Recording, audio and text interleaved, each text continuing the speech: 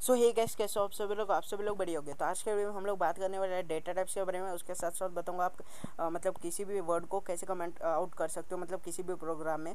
तो यहाँ पे मैं आप सभी को बताऊंगा। तो सबसे पहले बात करें तो मतलब कमेंट आउट क्या होता है। तो ये मतलब ऐसा वर्ड है, अगर आप मतलब इसे यूज़ कर सकते हो तो हमारा जो मतलब आप यूज़ करते हो तो हमारा जो कंपाइलर होता है ना, वो उसे इग्नोर कर देता है, मतलब वो प्रोग्राम को रन नहीं करता। तो चलिए मैं यहाँ पे आप सभी को दिखाता हूँ। तो सबसे पहले हम लोग यहाँ पे लिखते हैं हमारा बेसिक कमांड, जो आप सभी को पता होगा, system.out.println। तो यहाँ पे मैं लिख देता हूँ। तो यहाँ पे हमारा ऑटोमेटिक सजेस्ट कर देता है हमारा यहाँ पे AID।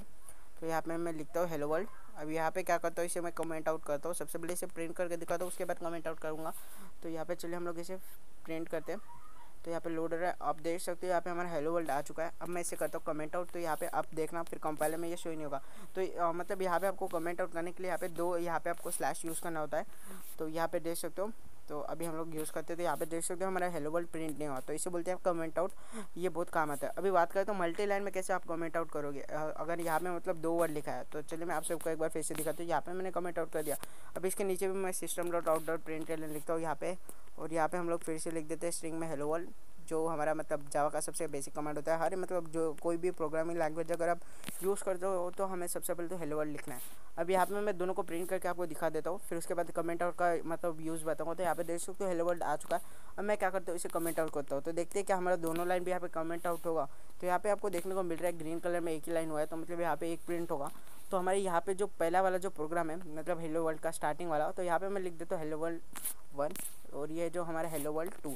तो जो हमारा हेलो वर्ल्ड है वो क्यों प्रिंट नहीं हुआ और हेलो वर्ल्ड 2 यहाँ पे प्रिंट हुआ, चलिए मैं आपको एक बार फिर से दिखा देता हूँ।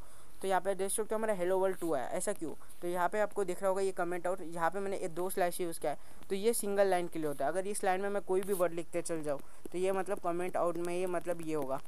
तो इसको मतलब इग्नोर करेगा हमारे कंपाइलर में। कितना भी यहाँ पे कोड लिखते जाओ, तो यहाँ पे जितना भी मैं अगर अपने रैंडमली कोई भी कोड लिखता हूँ तो हमारे मतलब कंपाइलर द्वारा ये कमेंट आउट होगा।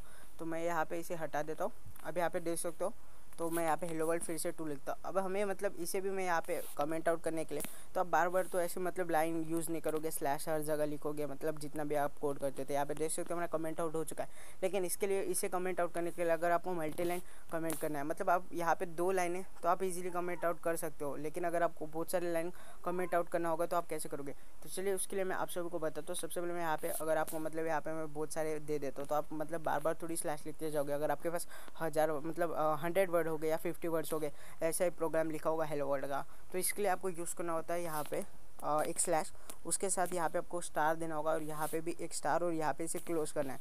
तो स्टार आपका अंदर रहना चाहिए जब आप मतलब इसे स्टार्ट करोगे, और स्लैश बाहर। फिर उसके बाद यहाँ पे स्टार अंदर होना चाहिए और स्लैश बाहर, मतलब क्लोज करते वक्त। तो यहाँ पे देख सकते हो यहाँ पे मैंने लिखा हुआ हो। तो उस तरीके से आप मतलब मल्टी लाइन जो भी प्रोग्राम होगा उसको कमेंट आउट कर सकते हो। तो यहाँ पे आप इजीली स्लैश भी यूज़ कर सकते हो। अब बात करते हैं हमारे डेटा टाइप्स के बारे में। तो डेटा टाइप्स क्या है, मेनली मतलब जावा में डेटा टाइप्स यहाँ पे मतलब 2 प्रकार के होते हैं, एक स्टैटिक और एक प्रिमिटिव डेटा टाइप, और एक स्टैटिक डेटा टाइप। तो अभी बात करते हैं हमारे प्रिमिटिव और स्टैटिक डेटा टाइप के बारे में। तो दोस्तों अभी बात करते हैं हमारे डेटा टाइप्स के बारे में। मेनली 2 तरीके के डेटा टाइप्स होते हैं जावा में, तो जिनका नाम है यहाँ पे प्रिमिटिव डेटा टाइप और दूसरा होता है non primitive data type. Mainly हमारे प्रिमिटिव डेटा टाइप के बारे में अभी हम लोग जानेंगे आज के इस वीडियो में, और आगे चल के नॉन प्रिमिटिव डेटा टाइप्स आप आगे पढ़ोगे, जहाँ पे मैं आप सबको मेनली लेक्चर्स में बताऊँगा। तो सबसे पहले बात करते हैं हमारे प्रिमिटिव डेटा टाइप के बारे में। तो यहाँ पर सबसे पहले होता है हमारा बाइट, जहाँ पे इसकी स्टोरेज होती है 1 बाइट के आसपास, यहाँ पे 1 बाइट। और यहाँ पे बात करते तो हमारा दूसरा होता है शॉर्ट, जिसमें इसकी स्टोरेज होती है 2 बाइट्स। तीसरा होता है 4 मतलब कैरेक्टर्स, जिसका स्टोरेज होता है 2 बाइट्स। और यहाँ पे बात करें तो हमारे इंट का, तो यहाँ पे 4 बाइट का इसका स्टोरेज होता है। बात करें फ्लोट का, तो फ्लोट का और इंट का सेम होता है, जिसका मतलब स्टोरेज होता है 4 बाइट। यहाँ पे हम बात करें तो डबल की, जिसका स्टोरेज होता है 8 बाइट। और यहाँ पे हम लोग बात करें तो लॉन्ग की, तो लॉन्ग का मतलब यहाँ पे मेनली 8 बाइट ही होता है। तो मैं लिख देता हूँ। और यहाँ पे हमारे बात करें तो लास्ट होता है प्रिमिटिव डेटा टाइप का, और जो है बुलियन, और जिसका स्टोरेज मतलब 1 बिट्स होता है, और ये मेनली मतलब ट्रू और फॉल्स होता है। अब बात करते हैं हम यहाँ पे हम लोग तो नॉन प्रिमिटिव डेटा टाइप्स की, तो नॉन प्रिमिटिव डेटा टाइप्स यहाँ पे मतलब आप देख सकते हो आपके स्क्रीन के ऊपर, जहाँ पे लिखा है array, strings, list, set, vector, stack और एक्सेट्रा। मतलब यहाँ पे जितने भी है, तो ये आगे चल के पढ़ोगे नॉन प्रिमिटिव डेटा टाइप्स के बारे में, जो आप आगे मतलब अंडरस्टैंड कर लोगे, क्योंकि अभी यहाँ पे मैं इसे मतलब डिटेल्स में बता नहीं सकता, और इसका स्टोरेज आप सभी को मतलब यहाँ पे मतलब कंफर्म नहीं होता इसका स्टोरेज कितना है। तो चलिए अभी बात करते हैं मैं इसके लिख के कोडिंग करके, जहाँ पे मैं आप सभी को बताऊँगा हमारे प्रिमिटिव डेटा टाइप्स मतलब इसे यूज़ कैसे करना है। तो सबसे पहले बात करें हम इंट की, जो मेनली यूज़ होता है। तो इंट को आपको लिखना है, फिर उसके बाद आपको एक वेरिएबल देना है, और यहाँ पे आप वेरिएबल डिफाइन कर सकते हो, मतलब ए बी सी, या आप कुछ भी अपने मन से यहाँ पे वेरिएबल को डिफाइन कर सकते हो। यहाँ पे आप अपना नाम भी लिख सकते हो। तो यहाँ पे मैं लिख देता हूँ WH कोडर जहाँ पे, और तो आप कुछ भी यहाँ पे अपना नेम डिफाइन कर सकते हो। तो यहाँ पे हमने स्पेस दिया इसलिए यहाँ पे नहीं आ रहा है, तो चलिए हम लोग यहाँ पे स्पेस हटा देते हैं। यहाँ पे आप अपने मर्ज़ी से यहाँ पे कोई भी नाम दे सकते हो। तो यहाँ पे मैं बी से यहाँ पे क्लोज कर देता हूँ। अब यहाँ पे आप इसे वैल्यू दे सकते हो, मतलब यहाँ पे ए इक्वल्स टू, यहाँ पे मतलब मेनली आप मतलब जितना इसका स्टोरेज होगा, मतलब इसका एक रेंज होता है, जो रेंज मैं आप सभी को मतलब नोट्स में दे दूँगा, जो मैं आपको डिस्क्रिप्शन में नोट्स प्रोवाइड कर दूँगा। तो वहाँ पे आप देख लेना इसका रेंज कितना होता है। तो यहाँ पे मैं ए को यहाँ पे डिफाइन करता हूँ, और यहाँ पे मैं इसे क्लोज करता हूँ। अब यहाँ पे मैं क्या करूँगा, बी को भी यहाँ पे डिफाइन करूँगा। तो यहाँ पे हम लोग लिख देते हैं 10, और हम लोग हमारे जो WH कोडर है, यहाँ पे आप अपने मर्ज़ी से डिफाइन कर सकते हो, बस बीच में स्पेस मत देना, नहीं तो आपको एरर शो होगा। यहाँ पे इक्वल्स टू का सिंबल यहाँ पे 10 देता हूँ। तो यहाँ पे मैं अभी इन सभी को यहाँ पे एक न्यू मतलब यहाँ पे एक न्यू ये डिफाइन करता हूँ। तो जो हमारा WH कोडर है, इसी में मतलब एक इसे मैं a इंटू बी कर देता हूँ, मतलब यहाँ पे मल्टीप्लिकेशन करूँगा a इंटू बी। तो यहाँ पे मैंने डिफाइन कर दिया। अब हम लोग क्या करते हैं, system dot out dot print करते हैं हमारे WH कोडर को। तो देखते हैं हमारा रिजल्ट यहाँ पे क्या आएगा। तो इसे हम लोग कर देते क्लोज, और यहाँ पे सेमी कॉलम के मदद से अब देखते हैं हम लोग रन करके। तो यहाँ पे देख सकते हो a इंटू बी यहाँ पे मल्टीप्लिकेशन हो चुका है। मतलब हमारा जो इंट है, यहाँ पे हमने जो डिफाइन किया इंट है, तो मतलब इंट है मतलब एक इंटीजर है a, और इसकी वैल्यू यहाँ पे हमने डिफाइन की, और यहाँ पे WH कोडर में यहाँ पे हमने इसे मल्टीप्लाई किया। तो यहाँ पे देख सकते हो WH coder into a into B. तो ये भी हमारा एक इंट है, यहाँ पे देख सकते हो इंट का फंक्शन, और यहाँ पे हमने इसे रन किया तो यहाँ पे हमारा प्रिंट हो चुका है। अब इस तरीके से बात करें तो फ्लोट की, अगर आपको मतलब फ्लोट में डिफाइन करें, तो चलिए मैं यहाँ पे लिखता हूँ फ्लोट, यहाँ पे a लिखता हूँ। तो यहाँ पे सेम वर्ड यहाँ पे मैं डिफाइन नहीं करूँगा, तो यहाँ पे मैं लिख देता हूँ c, और यहाँ पे d, और इसे हम लोग कर देते हैं क्लोज। यहाँ पे फिर से मैं c की वैल्यू देता हूँ 10, और यहाँ पे हम लोग इसे फिर से क्लोज कर देते हैं, और यहाँ पे d की वैल्यू देता हूँ 20। अब यहाँ पे हम लोग एडिशन करेंगे, तो हम लोग यहाँ पे मतलब इसे क्लोज कर देते हैं। अब फिर से हम लोग प्रिंट करेंगे system dot out dot println, जहाँ पे मैं यहाँ पे लिखूँगा मतलब यहाँ पे हम लोग ई डिफाइन कर देते ई, एक इंट, जहाँ पे हमारा मतलब ये दोनों का कैलकुलेशन होगा। तो ई यहाँ पे मैं डिफाइन कर देता हूँ, और ई की वैल्यू यहाँ पे करता हूँ सी प्लस डी। तो यहाँ पे मैं इसे कर देता हूँ क्लोज, और यहाँ पे मैं लिख देता हूँ ई। अब यहाँ पे हम लोग ई को प्रिंट करेंगे। अब इसे रन करते हैं, तो देखते हैं यहाँ पे आप सभी को देखने को मिल रहा है 30.0। तो ये 30.0 क्यों आया है, यहाँ पे मतलब एक डेसिमल पॉइंट के साथ यहाँ पे 0 किया। तो फ्लोट का मतलब ये होता है कि आप सभी को मतलब डेसिमल में नंबर्स देखने को मिल जाएगी, अगर आप मतलब यहाँ पे किसी को डिवाइड करते हो। मतलब अभी मैं डी को 20 से मतलब सी को डी से डिवाइड करता हूँ, तो 20 डिवाइड बाई 10, तो ये पॉइंट में आंसर आएगा, जो आप सभी को पता ही होगा। तो चलिए हम लोग इसे डिवाइड करते हैं। तो यहाँ पे हम लोग करेंगे d डिवाइडेड बाय c। तो अभी देखना है यहाँ पे पॉइंट में आंसर आएगा, और अगर हम लोग वही इंट में रन करेंगे तो देख सकते हो 2.0 यहाँ पे आ रहा है। हमने 20 को शायद से d को डिवाइड किया c से, तो इसलिए वैसा आया।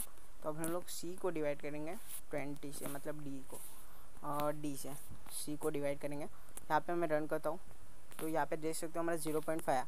और अगर यही हम लोग डिवीजन यहाँ पे करते हैं, तो यहाँ पे मैं लिख देता हूँ 20। अब मैं क्या करता हूँ, इधर भी डिवीजन परफॉर्म करता हूँ b डिवाइडेड बाय, मतलब यहाँ पे मैं a डिवाइडेड बाय b करूँगा तो इंट में, तो हमारा आंसर यहाँ पे 0 आएगा शायद, देख सकते हो। तो हमारा 0 आंसर क्यों है, क्योंकि इंट डिफाइन ही नहीं करता, पॉइंट के बाद जो भी नंबर्स आएंगे वो इंट डिफाइन नहीं करता, लेकिन फ्लोट इजीली डिफाइन कर देता। अब बात करते हैं यहाँ पे ये सब आपको जो भी दिख रहा है, तो यहाँ पे कैरेक्टर्स के मतलब जो हमारा कैरेक्टर। तो चलिए अभी जानते हैं हमारे मतलब लॉन्ग और हमारे फ्लोट के बारे में, मतलब डबल के बारे में, जहाँ पे मैं आप सभी को बताऊंगा हमारे लॉन्ग और डबल कब यूज़ आता है। सबसे पहले मैं आप सबको एक मतलब एग्जांपल दिखाना चाहता हूँ। यहाँ पे मैं इंट ए को डिफाइन करता हूँ, यहाँ पे मैं लिख देता हूँ अराउंड 2 लाख, यहाँ पे मैं लिख दिया, और यहाँ पे मैं इसे करता हूँ मतलब क्लोज, और यहाँ पे मैं लिख देता हूँ बी को भी डिफाइन कर देता हूँ, जहाँ पे मैं यहाँ पे लिखूँगा इसे 1 लाख मतलब जो बी की वैल्यू है बी को डिफाइन किया मैंने 1 लाख से। अब यहाँ पे क्या करता हूँ मैं इंट सी बी बना देता हूँ, जहाँ पे मैं लिखूंगा a इंटू बी, जहाँ पे मैं कैलकुलेशन करूँगा। अब मैं यहाँ पे क्या करता हूँ इसे प्रिंट करता हूँ system dot out dot println से। अब यहाँ पे क्या करता हूँ मैं तो यहाँ पे मैं सी को प्रिंट कर देता हूँ, इसे क्लोज करता हूँ। अब मैं यहाँ पे रन करूँगा कमांड, तो यहाँ पे देख सकते हो हमें आंसर यहाँ पे मतलब माइनस में आ रहा है। तो ऐसा क्यों हो रहा है, तो मैं बता दूँ इन की वैल्यू मतलब स्टोरेज होता है 4 बाइट, तो वो आप सबको पता होगा जो मैंने आप सबको स्टार्टिंग में बताया था।